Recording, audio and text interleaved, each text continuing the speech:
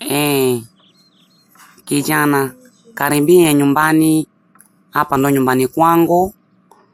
Jisikie huru, na kuanzia sasa hivi nataka uwe mmiliki wa nyumba hii, yaani uwe baba mwenye nyumba hapa. Na watoto wangu ni wawili, mwingine watatu sio mtoto wangu, ni mtoto wa kaka yangu. Okay, nashukuru sana.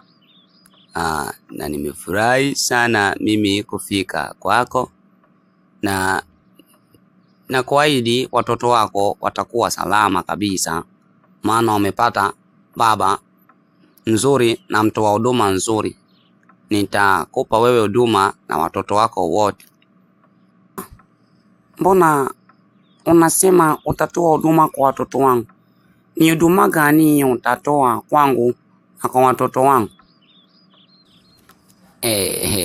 Huduma? Kwani wewe nakupa huduma gani? Huduma ya kupenda na kukutekikea. Hata ndivyo ilivyo wanao kwao, unataka niwachukie wanao? La hasha, simaanishi hivyo. Ila kwangu mimi sio huduma kunipenda tu, hata pia unatakiwa uongeze miuno, yaani uninjunje sawasawa. Nikikupa uichape hadi nichanganikiwe, uichape kweli kweli, na nitajitahidi miguno isitoke nje, maana wanangu wasije wakanifanana mimi kupenda minjunjo ya vijana. Ala, sio kwamba watapenda minjunjo ya vijana, bali na wenyewe si vijana, lazima wataonja, maana vijana wana tabia ya kujaribu mara kwa mara. Kwani kuna ubaya? Hakuna ubaya, hakuna ubaya, ila ubaya utakuwepo endapo wataonja kwako, maana utamu wako humu ndani ni wangu peke yangu. Utamu wako ni wangu peke yangu, na uwezi kuchanganya milima humu ndani. Uwezi changanya milima humu ndani.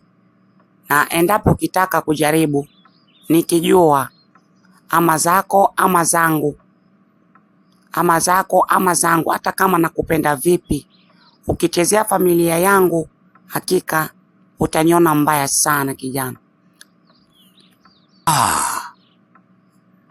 La hasha, huwezi kuona swala hilo limetokea, ila wakihitaji, kwa kuwa mimi ni baba mwema, nitawapa wanachokitaka, ila tutafanya siri. Kwani si unataka tufanye siri? Siri gani? Yaani unataka ufanye siri na wanangu? Nimekuleta ndani kwa sababu ya miuno. Miuno unipe mimi miuno, sio miuno wanangu, hapana. Na ukitaka hivyo tutakosana na nitakufukuza ndani mwangu mara moja. Cha msingi wewe unizidishie miuno na mimi nitakuzidisha miguno, na ndivyo ilivyo, si vinginevyo. Watoto wangu na wajua ni watu wanapenda kujaribu sana, hivyo najaribu kukuambia haya sababu wasije wakakupima imani na ukawala, maana watoto wakinogewa hawa watakunyang'anya, na mali hizi hapa zote ni za baba yao. Basi naomba twende chumbani kwanza uone chumba changu, na pia tufanye chochote kile, maana nasikia kiuno ni kizito sana.